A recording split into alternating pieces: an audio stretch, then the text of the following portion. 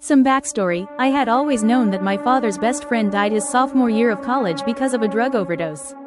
The year was 1967 and someone had made some kind of speed derivative in the chemistry lab. Greg, my father's friend, had taken it on an empty stomach and had an instant heart attack. They lived together in a dorm called Thorson Hall.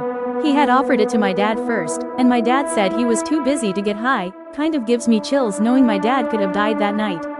In high school, Greg was a linebacker and thus had shot out knees. He had to sit a lot. My father during this time was a hippie, as much of a hippie as one can be at a conservative Lutheran college in Minnesota. He listened to Led Zeppelin and Beethoven, especially when he was high. 40 years later, I go to the same college my dad attended. It was freshman year, first semester, when the dean of students made his annual ghost story tour to the dorms. He collects ghost stories ever since two female students came into his office, accused him of having a ghost file, and proceeded to tell him the following story. For all of first semester, sometime in the early 90s, one of the girls would see a little boy wearing a red hat sit around in their room in Thorson Hall.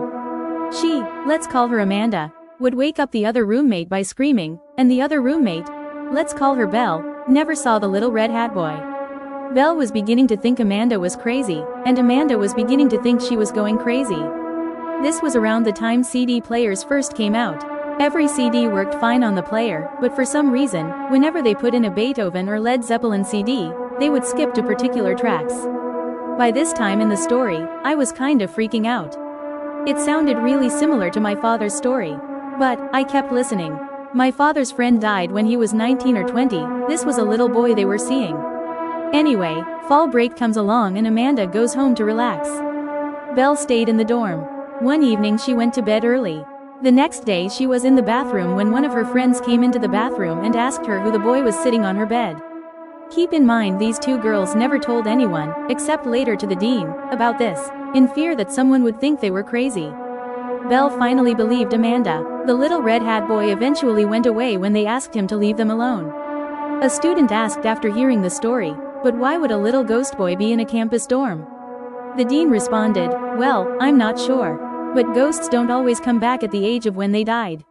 Sometimes they can come back as little kids, sometimes at the age they died.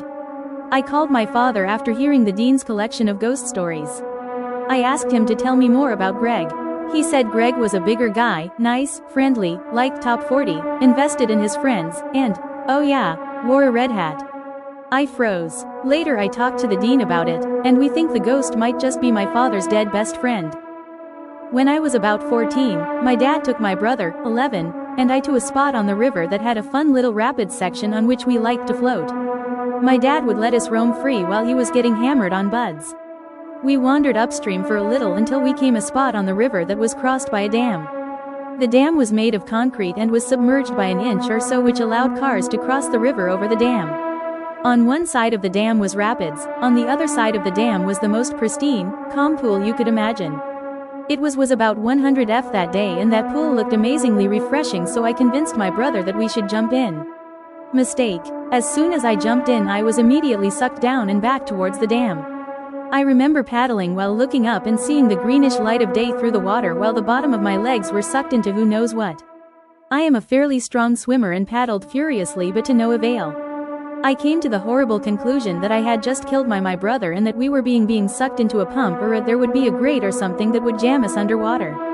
When people describe seeing their lives flashing before their eyes, it is no joke. After what seemed like a minute but in actuality was a second, I stopped swimming and accepted my fate. I felt the washboard of corrugated pipe bump my head as I flushed through the culvert. When I popped up on the other side of the dam I immediately sought my bro. He popped up a second later, bawling. I hugged him like I had never hugged him before. I thought we were dead. To this day, 25 years later, when we reminisce about that event it gives us both cold chills.